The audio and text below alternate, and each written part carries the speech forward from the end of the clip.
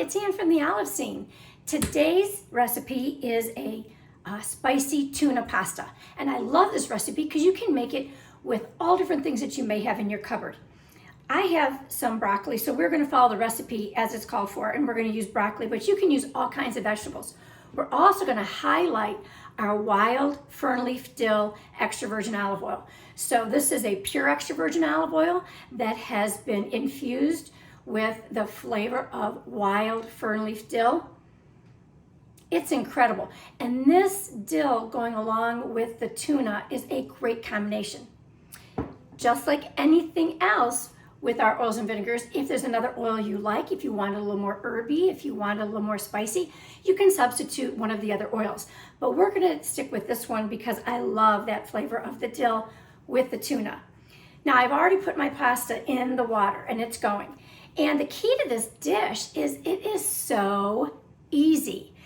We're going to cook the broccoli right in the pasta water. The pasta water has already been salted, and as you've probably heard me say many, many times, you want to salt the water generously. You want it to be almost like seawater.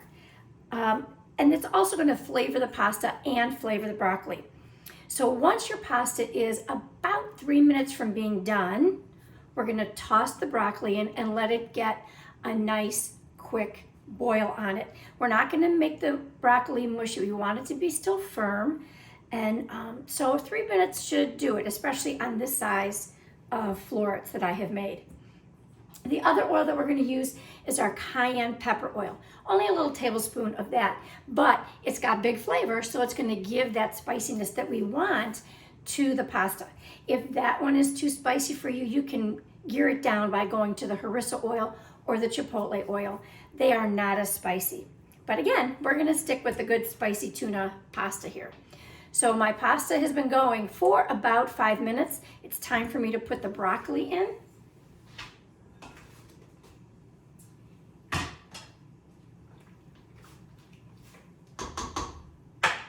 And we're gonna give that 3 minutes. In the meantime, we are gonna start on the rest of the dish. While the pasta and the broccoli are cooking, we'll have just enough time to finish this. I'm gonna start by taking a cup of that pasta water. And I'm just gonna set that aside. It is hot and it's salty and it's got some flavor of the broccoli as well as the pasta. I have a hot pan, 1/4 cup of the wild dill oil,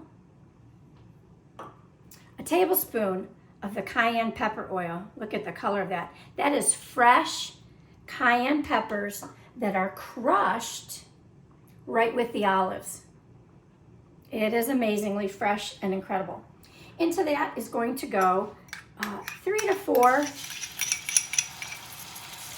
cloves of garlic that have been minced. You don't want it quite that hot. Just enough. That's a little hot.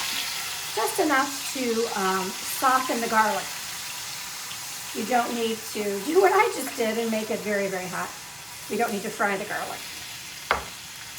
Sometimes this cooktop is a little hard to manage. Into that is going to go our tuna.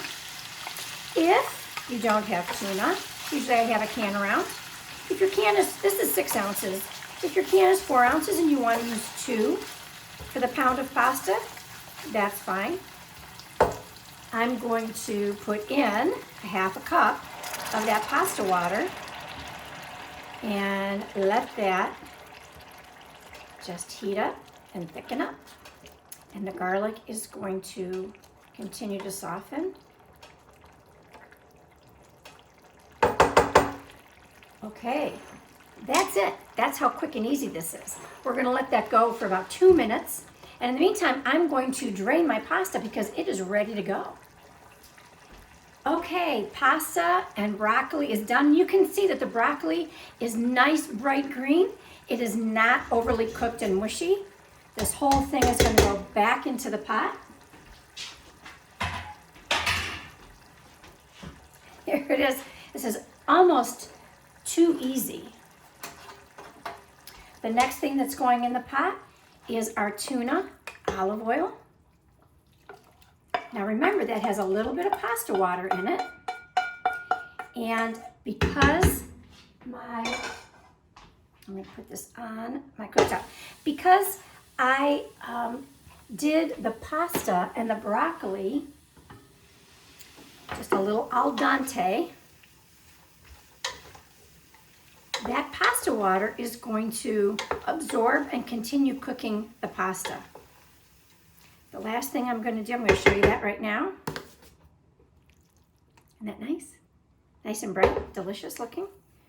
The last thing I'm going to do is put that last half a cup on there, along with about a half a cup of cheese.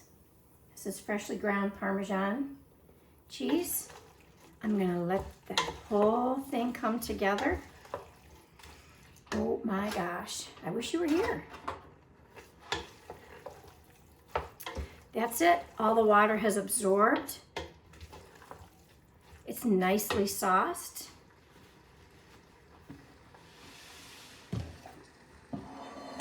And I'm just going to change hands here. Toss it into our serving bowl.